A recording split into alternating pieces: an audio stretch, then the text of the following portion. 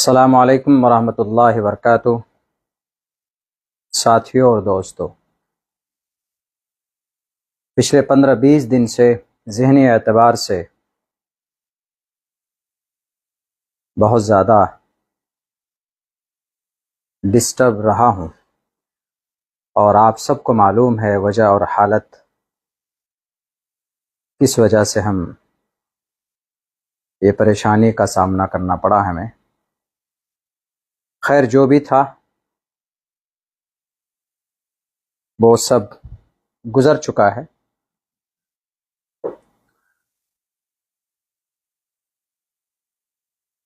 और ये कुछ बातें आपके सामने लेकर हाजिर हुआ हूँ।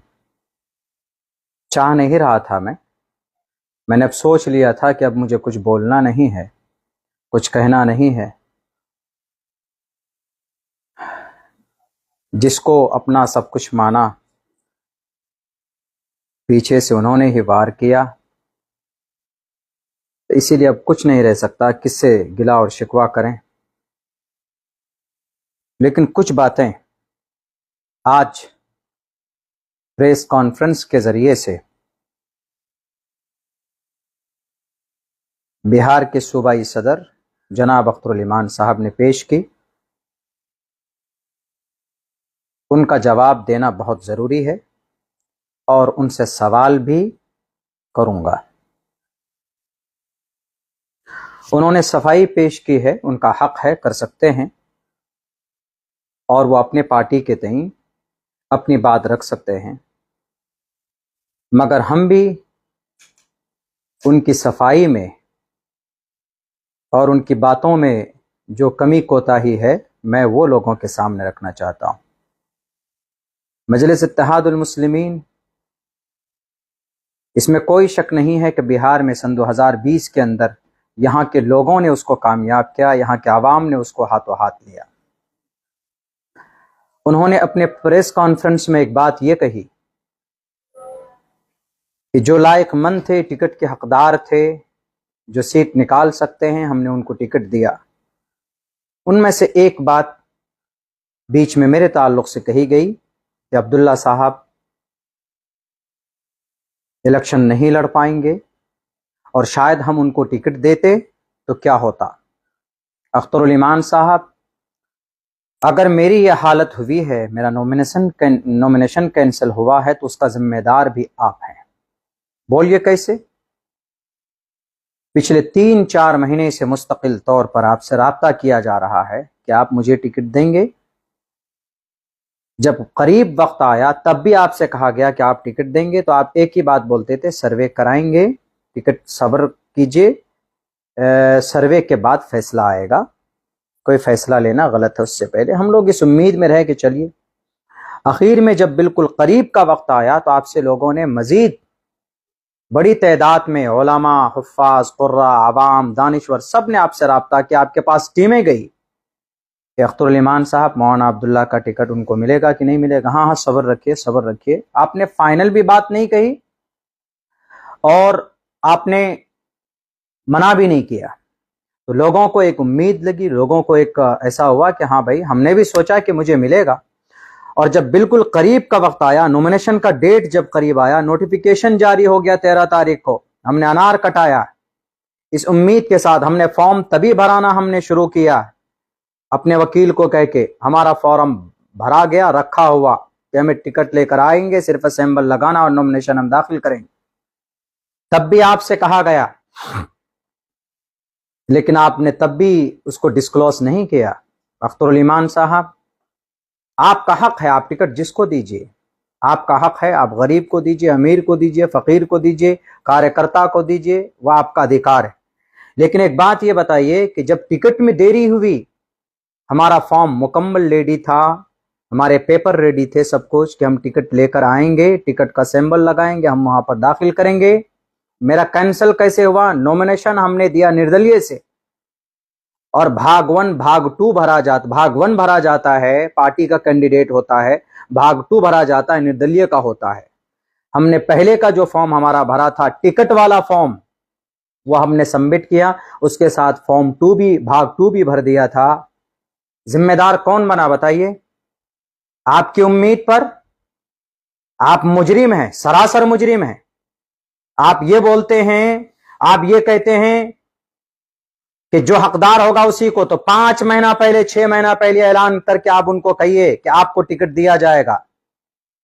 आप तैयारी कीजिए, वाजे कीजिए। अगर कोई 10 कैंडिडेट हैं तो 10 को बुलाइए और कहिए कि हमने सर्वे करा लिया है, हमने तहकीक करा ली है, फला आदमी इस लायक नहीं है कि वो जीत पाएंगे, आप और मजीद मेहनत कीजिए, आपके अंदर ये कमी, आपके अंदर ये कमी।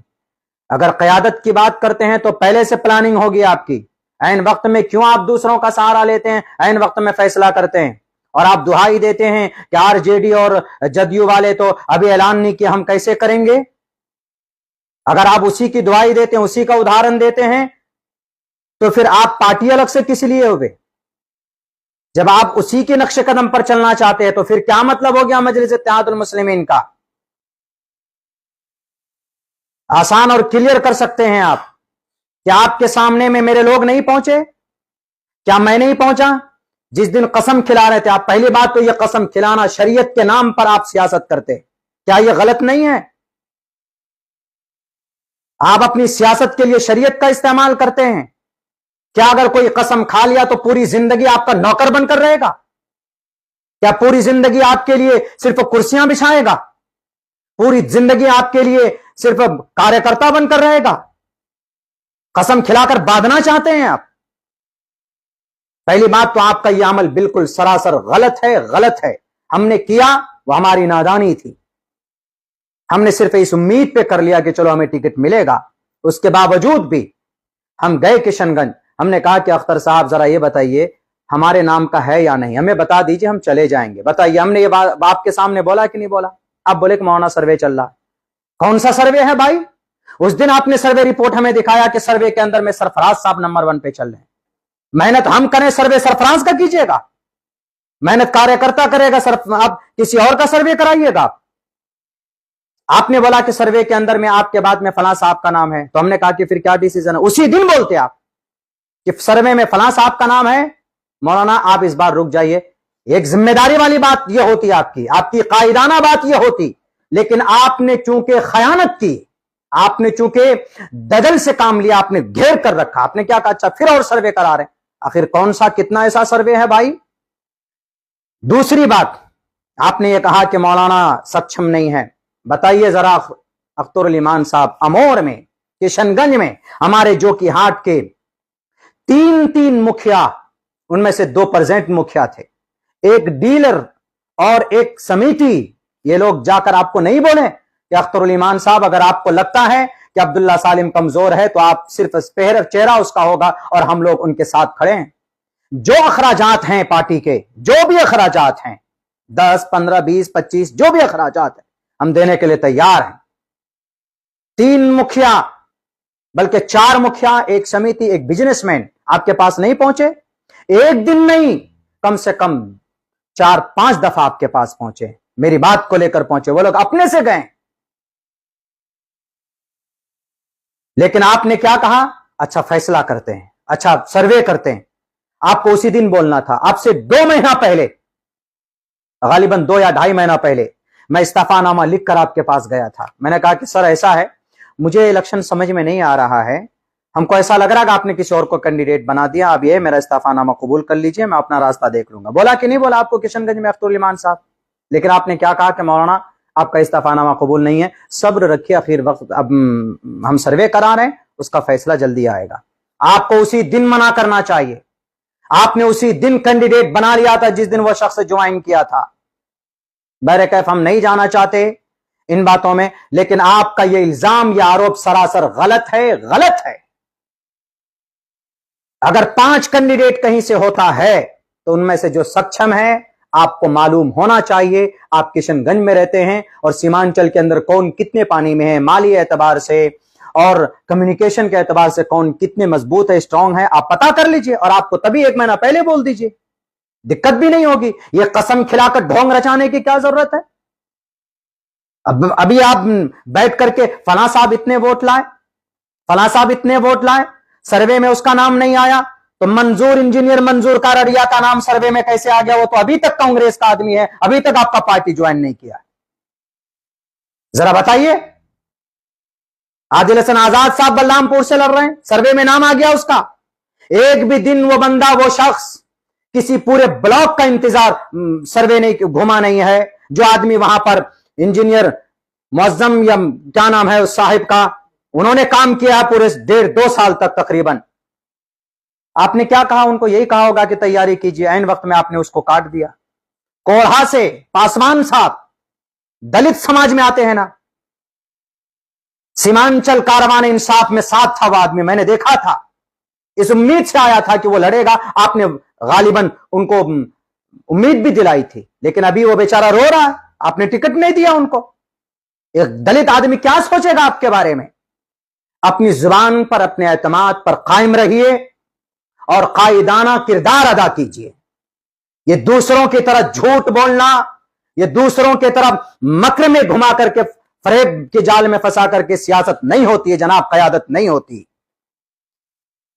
तो मेरा फॉर्म जो कैंसिल हुआ, मेरी पूरी तैयारी थी मजलिस इत्तेहादुल मुस्लिमीन के प्लेटफॉर्म से लड़ने की, और वो फॉर्म मेरा रेडी था, कहीं पर कोई कमी नहीं थी। रही बात यह कि हमने आजाद उम्मीदवार से नॉमिनेशन दायर किया, मेरे दिल में इतना नहीं था, क्योंकि मेरा बनाया हुआ घर उजड़ गया, इसीलिए हमने ज्यादा ध्यान नहीं दिया, वो बैरकैफ वो हो गया। लेकिन अगर सिंबल होता तो 100% हम कामयाब होते। और फिर आप आखिर दिन तक लटकाते हैं, आज देते हैं कल देते हैं। अरे जिसको देना 2 महीना पहले कीजिए। किसको दिया आपने? कार्यकर्ता कौन है? कोचा धामन के सरवर साहब कार्यकर्ता हैं, बहादुरगंज के कैंडिडेट कार्यकर्ता हैं आपके, ठाकुरगंज के कैंडिडेट कार्यकर्ता हैं आपके, किशनगंज के जो कैंडिडेट है बेचारा इसहाक साहब, वसाइल के एतबार से कमजोर जरूर है, लेकिन हिम्मत और हौसले के एतबार से आपके मौजूदा कैंडिडेट ये भी आए हैं इलेक्शन लड़ने के लिए, लेकिन वो लोग आपके साथ 11 साल से जुड़े हुए थे। बड़ी बड़ी बातें करते हैं, मैंने लिख के रखा हुआ है। आपने ये कहा कि आप कस्में खिलाते हैं, कस्में किया, वादा किया, आप ब्लैकमेल करते हैं। आप ब्लैकमेल करने के लिए आपने ये बनाया था। आपको कस्में उनको खिलाना चाहिए था जो आपका कैंडिडेट है। क्यों नहीं खाया कस्में आपका? यहां के हमारे जो कि हमारे अररिया के इंजीनियर साहब, क्यों नहीं कस्में खिलाया आपने उनको? आदिल साहब क्या कैंडिडेट नहीं? क्या वो खुदा है, फरिश्ता है? वो कभी छोड़कर नहीं जा सकता। पहले और पार्टी में था, MIM में। सियासी लोगों का एतबार होता है। क्या आप हजरत जिब्राइल अमीन है? क्या आप नूरी मखलूक हैं? आपसे गुनाह नहीं हो सकता। आप दल नहीं छोड़ सकते। पूरी जिंदगी कस्में खा के पूरी जिंदगी बांध कर रखना चाहते हैं आप। सरासर यह आपका फेल, आपका गलत है। आप ब्लैकमेल करना चाहते हैं, फलाने लिख के दिया, फलाने लिख के दिया। अररिया के अंदर में राशिद साहब अगर 9,000 वोट लाए तो यहां पर उन्होंने खड़ा किया था पार्टी को। नहीं बनाना था अररिया में राशिद साहब को तो बोल देते, 2 महीना पहले बोल देते ना। क्या राशिद साहब ऐसा है कि वहां कोई मजबूत कैंडिडेट ढूंढ रहे हैं इस बार, जो ज्यादा वोट ला पाए, तो बेचारा अपना उसी हिसाब से जहन प्रिपेयर करके रखता। हर 10 दिन के अंदर अंदर यहां जाओ वहां दौड़ो, टिकट हो रहा है कि नहीं हो रहा है, इधर उधर, ये सारी चीजें बंद कीजिए। दूसरी बात यह है, हमारे लोग गए थे पूरी तैयारी के साथ आपके पास कि जो खर्च अखराजात होगा सर बता दीजिए, हम तैयार हैं। लेकिन आपने, अच्छा आप एक बात ये हो, आप ये भी कि आपसे सवाल किया गया, आपसे लोगों ने कहा कि जरा ये बताइए कि पार्टी फंड में, मैं भी जानता हूं, मैंने जस्टिफाई किया, मैंने आज तक आप पर आरोप नहीं लगाया। पार्टी फंड में खर्च होता है, मैं मानता हूं। पार्टी चलाने के लिए, पार्टी ऑफिस को चलाने के लिए कुछ वर्कर होते हैं, कुछ चीजें होती है, यकीनन पैसा खर्चा होता है। लेकिन पार्टी भी तो खर्चा करती है ना। सपोज दैट अभी बैरिस्टर साहब आएंगे, आपने क्या कहा प्रेस कॉन्फ्रेंस में, 1 करोड़ में बात भी है, तो कौन देगा ये पैसा? अगर हम आवाम ही देंगे, कैंडिडेट देगा, तो फिर पार्टी का झंडा उठाने का क्या मतलब? कैंडिडेट बेचारा खर्चा भी करेगा, कैंडिडेट बेचारा रैली को भी कामयाब करेगा, और कैंडिडेट बेचारा पार्टी फंड में चंदा भी देगा। तो फिर जनाब जो राष्ट्रीय अध्यक्ष हैं, जो जिम्मेदार हैं मेन, वो हेलीकॉप्टर में भी घूमेगा तो वह खर्चा अगर वर्कर ही देगा, तो फिर आपकी क्या जरूरत, पार्टी की क्या जरूरत? कि पार्टियां खर्चा नहीं देती? कैंडिडेट को क्या सैंबल देने के बाद में उनको फंडिंग नहीं करती? इलेक्शन कमीशन के गाइडलाइन के हिसाब से जो खर्च देने के लायक है वो नहीं देती? देते हैं आप, नहीं देते हैं। तो फिर आपका झंडा और आपका इस तरह की बातें, तो फिर क्या फायदा आपके झंडा उठाने का लोगों को? जब सब काम आवामी करेंगे तो फिर बैरिस्टर साहब को हैदराबाद से यहां पर आकर उनको प्रचार करने की क्या जरूरत है? बोलने की अगर जरूरत है कि नहीं, बोलने वाला चाहिए तो अल्हम्दुलिल्लाह एक तरफ खड़ा हो जाइए और एक तरफ इस नाचीज को खड़ा कर दीजिए। जहां तक कभी उम्मीद है कि कहीं पर भी ये नाचीज कम नजर नहीं आएगा आपको बोलने में। और सीमांचल की धरती पर एक से एक बोलने वाले आज भी मौजूद हैं। कौम के तई हमदर्दी अगर वफादारी है तो ईमानदारी से कीजिए, जाब्ते से कीजिए। आज लोग तैयार हैं। लोगों ने देखा कि बहुत अच्छी बातें चल रही है, क़यादत की बात चल रही है। जनाब, आप तो 5 कैंडिडेट को टिकट बांटने में आपकी क़यादत फेल हो गई। आपको ये करना चाहिए था कि 2 महीना पहले बुलाते आप, पांचों को बैठकर बात करते कि देखिए फलां साहब ज्यादा बेहतर हैं, आप में से किसी एक को कैंडिडेट बनना है, फलां साहब पार्टी की सर्वे के अंदर है। पार्टी सर्वे आप पता नहीं, आप सर्वे लास्ट तक लेकर जाते हैं, ये जाब्ता नहीं होता है। और दूसरी पार्टी का उदाहरण देते हैं आप, आरजेडी से देते हैं, कांग्रेस का देते हैं। वो अपने ही मजबूत पुराने कार्यकर्ता में से किसी एक को चुनता है। 10 साल से मेहनत कर रहा, उसमें से किसी एक को चुन लिया। 22 के अंदर में अब्दुल सुभान साहब पुराने हैं, उनको चुना गया है। और जनाब वहां देख लीजिए आप, आपके कोचाधामन के अंदर में एक बड़ा लीडर आया है, आरजेडी ने उसको चुना है। लेकिन यह है कम्युनिकेशन, समझौता, बातचीत, तसल्ली, ये होती है। 5-5, 6-6 लोग रहते हैं हर जगह पर, मानता हूं मैं, लेकिन पार्टी की जिम्मेदारी बनती है, आला कमान की जिम्मेदारी बनती है, जो सदर होता है उसकी जिम्मेदारी बैठती है कि बैठ करके समझाएं, वीडियो ना बनाएं। ये वीडियो बनाकर आप लोग वर्गलाते हैं, ब्लैकमेल करते हैं।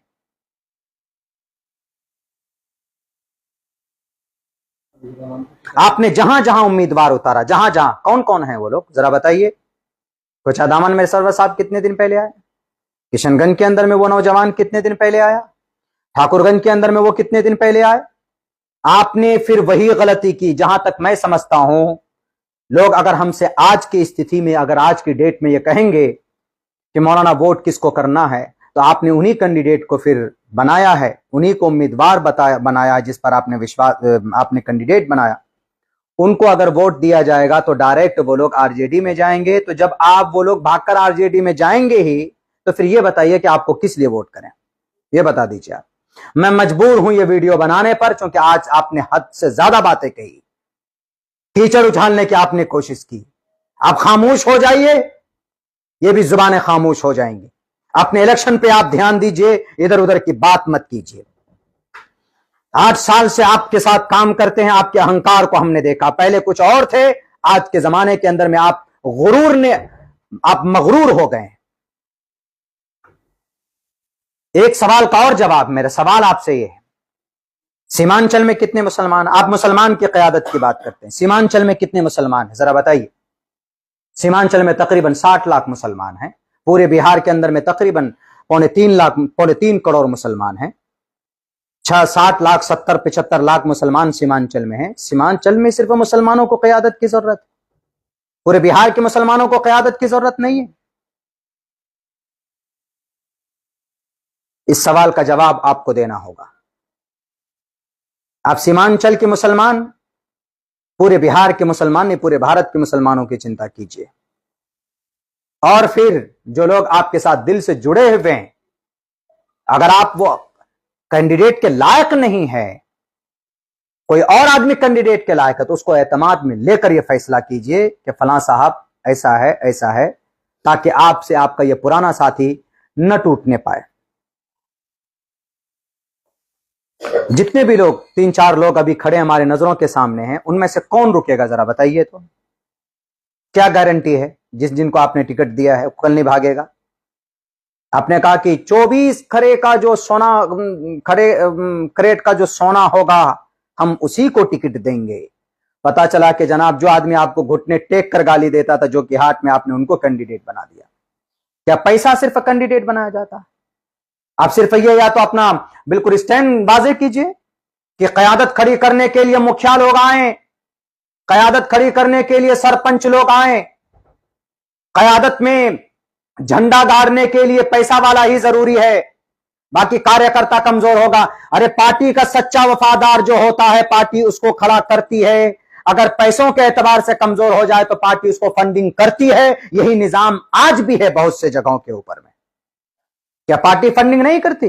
करती, लेकिन नहीं, आप लोग जर्रा बराबर 1 रुपए तक गालिबन मुझे जहां तक पता है आप खर्च नहीं करते हैं, तो अच्छे लोग कहां से मिलेंगे? मैं आप पर पैसों का कोई आरोप नहीं लगा रहा हूं, मैं लगाना भी नहीं चाहता, लेकिन जो बातें आज आपने कही है प्रेस कॉन्फ्रेंस में, निहायत गलत बात कही है आपने।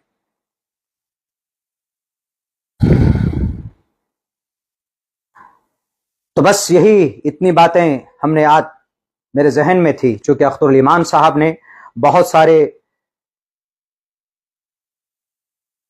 एक बात और, टिकट देने में जाहिर सी बात है मन मुटाव होता है, आप भी जानते हैं इस बात को कि हम फलां साहब को टिकट देंगे तो फलां साहब का मन मुटाव होगा। आपके पास में क्या है इस बीमारी को, इस मन मुटाव को दूर करने के लिए? है कोई चीज? नहीं है। आप तो बात नहीं करते हैं। आपका युवा अध्यक्ष फोन नहीं उठाता है, गाली इतना बोलता है, वो शख्स इतना बोलता है गाली, एक कौम की क़यादत और एक गाली बकने वाला शख्स, धमकी देने वाला आदमी, कैसे हो सकता है भाई? हम में से बहुत सारे नौजवान कह रहे होंगे मौलाना को टिकट नहीं मिला तो मौलाना इतनी सारी बातें कर रहे। मेरे नौजवानों, टिकट का दर्द नहीं है, गलत आदमी को टिकट दिया गया है, गलत आदमी को। देता वो किसी कमजोर और गरीब आदमी को, ईमानदार होता, सही होता, हम कभी भी, मेरी जुबान से एक लफ्ज नहीं निकलता। सन 2020 में भी मैंने सपोर्ट किया कि नहीं किया, बगावत तब भी कर सकता था। जिस दिन अख्तरुल ईमान साहब हमको बुलाया, वहां पर अमोर के अंदर बुलाया, हमसे कहा कि मौलाना मेल मिलाप की जो बातें हो सकती थी, हमने कहा कि सर मैं आज भी आपके साथ, जिस आदमी को आपने टिकट दिया मैं कभी भी उसको समर्थन नहीं दे सकता। आप मुझे नहीं लड़ाना चाहते, कोई बात नहीं, मैं नहीं लड़ूंगा, मैंने ये बात कही है। नहीं है मुझे मेरे बनने का शौक, अल्लाह का फजल है, उत्तराखंड में खड़ा हो जाऊं, तेलंगाना में खड़े हो जाऊं, आंध्र प्रदेश में खड़ा हो जाऊंगा, कम से कम 2 आदमी तो जरूर इस बच्चे को पहचानने वाले मिलेगा। अल्लाह ने जरूर इतनी मोहब्बत दी है मुझे नहीं है शौक, लेकिन कैंडिडेट खड़ा कीजिए तो ऐसा कैंडिडेट खड़ा कीजिए जो आपकी आइडियोलॉजी से मैच करता हो। जो कि हाट के अंदर में आपने जो कैंडिडेट खड़ा किया है, क्या वो जीतेगा तो कितना दिन रुकेगा? शाहनवाज साहब तो 1.5 साल रुके थे, ये शख्स 1.5 महीना नहीं रुकेगा, ये लिख लीजिए आप। आपने सन 2020 के इतने बड़े दर्द से आपने कोई कुछ हासिल नहीं किया, किसने मजबूर किया आपको अच्छे लोगों को कैंडिडेट न बनाने पर? आप बोल रहे हैं कि किसी की मजाल हुई आरजेडी के अंदर में टिकट कटा, आरजेडी के अंदर में मजाल नहीं, समझाया गया, मनाया गया। जाकिर साहब को टिकट नहीं दिया गया अररिया में, आबिदुर रहमान साहब को दिया गया तो खुद राहुल गांधी ने बुलाकर मनाया, समझाया, फोन के जरिए से बताया उनको कि जाकिर साहब सब्र कीजिए, आइंदा आपको मौका मिलेगा। कुछ बात होती है मनाने के लिए। अरे पार्टी का वर्कर किस चीज का भूखा होता है? आपकी हिमायत का, आपसे बात करने का, आपकी हिम्मत अफजाई का भूखा होता है, वरना किसको क्या, कौन नेता किसको क्या देता है? अख्तरुल ईमान साहब, आपने किसी का घर बनाया? आपने किसी को दौलत दी? नहीं दी। आप एक नई पार्टी लेकर आए, उम्मीद जगी तो लोग आपके लिए जान कुर्बान करने के लिए तैयार हैं। बहुत सारे नौजवान वर्करों के झगड़े होते, मार खाते हैं, तब जाकर आपके लिए आवाज बुलंद करते हैं, लेकिन कभी भी आप उनके लिए फोन कॉल नहीं करते। एक बच्चा मारा गया बैरिस्टर साहब के कारवान इंसाफ में, उसके घर जाकर उसके दुख दर्द में शामिल होना चाहिए था, और ऐसे सरसरी नहीं।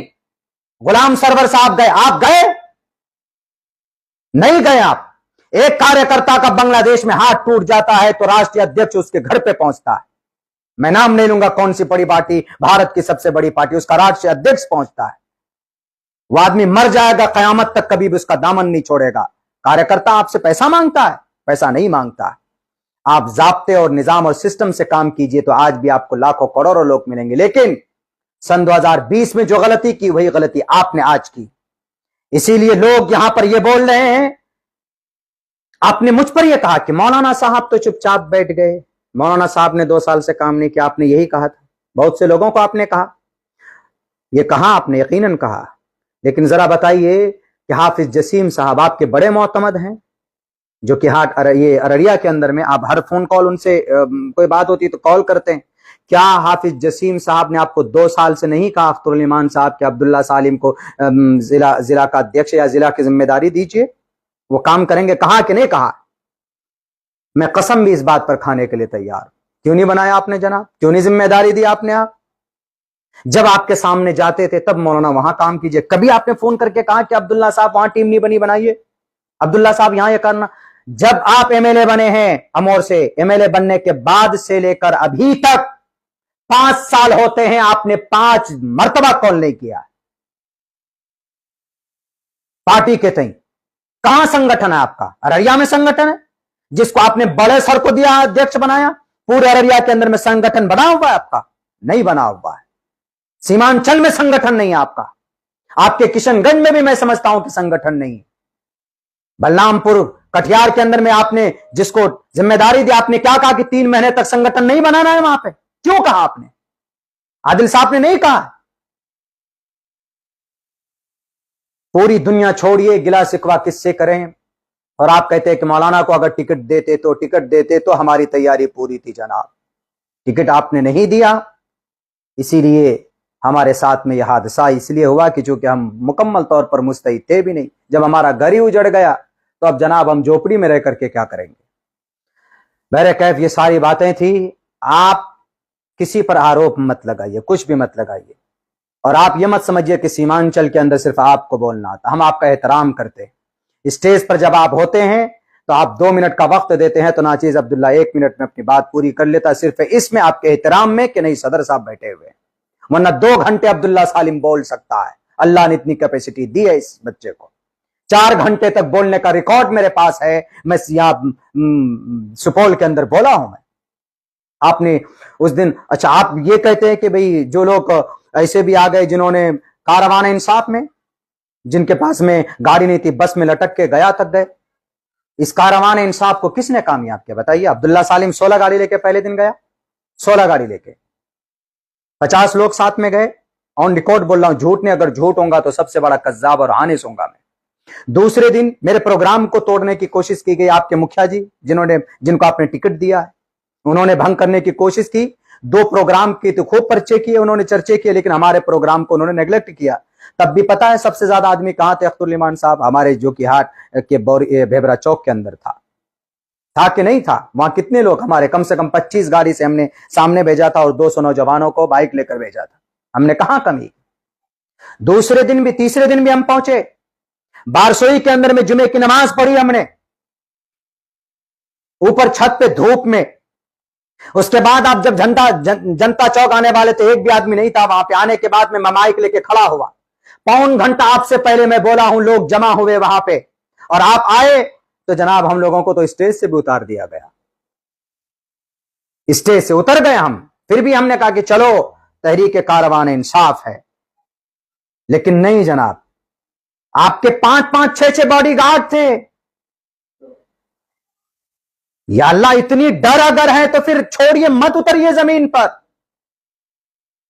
उसके बावजूद भी हम वहां से निकले, आगे होकर रोटा पहुंचे। हम अमौर में वापसी में था। क्या रोटा के अंदर में जहां बारिश हुई वहां पर माइक लेकर खड़ा हुआ, वहां पर भी हमने तहरीक कारवान इंसाफ को संबोधन किया।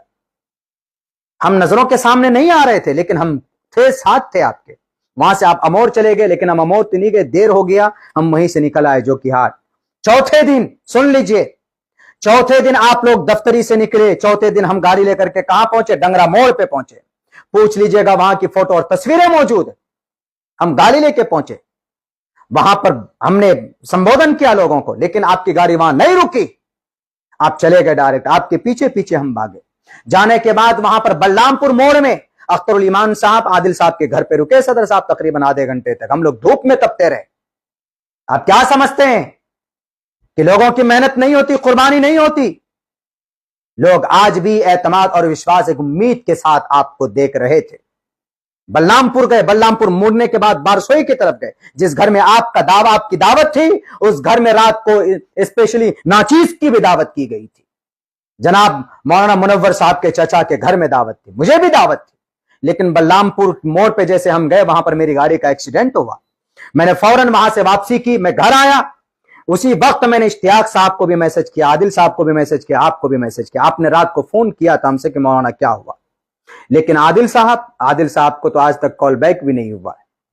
वाह जनाब वाह। और आप बोलते हैं दिलो जान से मेहनत की, मशक्कत की, आपके एक एक बात पर लब्बैक कहा, कामयाबी की। अगर आपको अब भी लगता है कि नहीं जनाब ये लोग मुनाफिक हैं, ये लोग अपने मफाद के लिए आए थे, मफाद के लिए नहीं आए हम। कम से कम टिकट का बंटवारा होता है तो जो आपके बिहार में अच्छे लोग हैं उनको बिठा कीजिए, एक पार्लियामेंट्री कमेटी बनाइए। दो लोगों से पार्टी नहीं चलती। कौन डिसीजन लेता? दो लोग। और सब कौन? अरे गहरे। बड़ी बड़ी बीजेपी, आरजेडी, जदयू, कांग्रेस, इनकी भी पार्लियामेंट्री बोर्ड कार्यकारिणी समिति है कि नहीं है इनके पास? आपके पास है? कौन है बताइए? 3 शख्स के अलावा एक शख्स तो हम समझिए कि बेचारे माजूर हैं, ज़ईफ हैं, आदिल साहब और आप हैं। आप ही दोनों मुख्तार कुल हैं। स्टेट कमेटी नहीं बनी आपकी, डिस्ट्रिक्ट कमेटी तो दूर की बात। और सुन लीजिए, आखिरी बात बोलने जा रहा, संगठन ढंग से नहीं बनाएंगे तो आप, और सही ढंग से फैसला नहीं होगा सीमांचल में, और नहीं हुआ है। आपकी पार्टी कुछ ही साल के लिए सीमांचल के अंदर है। हम नहीं, यहां के लोग आपको, जहां से पार्टी आई है, यह पार्टी को लोग वहीं पर भेज देंगे। अगर नहीं तो अभी भी बहुत वक्त है, सुधारिए अपने आप को, फैसले सही लीजिए, लोगों को जोड़िए, अच्छे लोगों को अपने साथ जोड़िए। वशाविरहुम फिल अम्र, मशवरा कीजिए, अच्छे लोगों से मशवरा कीजिए। दो लोगों से पार्टी नहीं चलती है। बड़ी बड़ी पार्टियों को लोगों ने पहुंचा दिया कैफरे किरदार तक। मुस्लिम लीग का क्या हश्र हुआ? बहुजन समाज पार्टी का क्या हश्र हुआ? बैरकैफ में बोलना नहीं चाहता, इसीलिए आरोप लगाना बंद कीजिए। अगर सिर्फ ये समझते हैं कि नहीं मैं ही बोलता हूं, हमारे सामने कोई टिक नहीं सकता, तो आ जाइए किसी मैदान में, कर लेते हैं मुकाबला, देख लेंगे हम, कोई भी हो। हमने हमेशा एहतराम किया है बैरिस्टर साहब का भी, उनके भी मंच में ज्यादा नहीं बोला हूं मैं। एहतरामन मेहमान है, हम लोग बोलते रहते हैं, लेकिन इनको मौका दिया जाए। लेकिन पार्टी को अगर मजबूती देनी है तो पार्टी को दोबारा आप गौर फिक्र कीजिए अपने फैसलों पर, आने वाले वक्त पर। नहीं तो फिर लोग उन्हीं को वोट करेंगे जिनको आपके जो विधायक हैं चुनकर जिन पार्टियों में चले जाते हैं, तो फिर आपको क्यों वोट करेंगे? उन्हीं को वोट कर देंगे। आपको वोट करते हैं, भागकर चले गए, उनको आरजेडी में चले गए तो आरजेडी को वोट कर देगा, जदयू को कर देगा, कांग्रेस को कर देगा।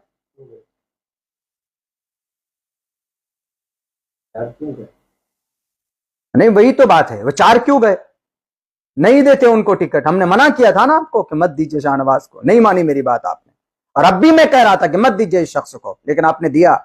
खैर, अब ये बात समझ में आ रही है, खुद बखुद क्लियर हो गई है कि जो लायकमंद है, लायकमंद का मतलब पैसे वाला होना, एमआईएम में टिकट के लिए पैसे वाला होना जरूरी है। आपके पास बहुत धन दौलत है तो आप कैंडिडेट बनाए जाएंगे, नहीं है तो सीमांचल के नौजवानों आप ख्वाब भी मत देखिएगा कि भाई एमआईएम में आपकी कोई एंट्री हो सकती है।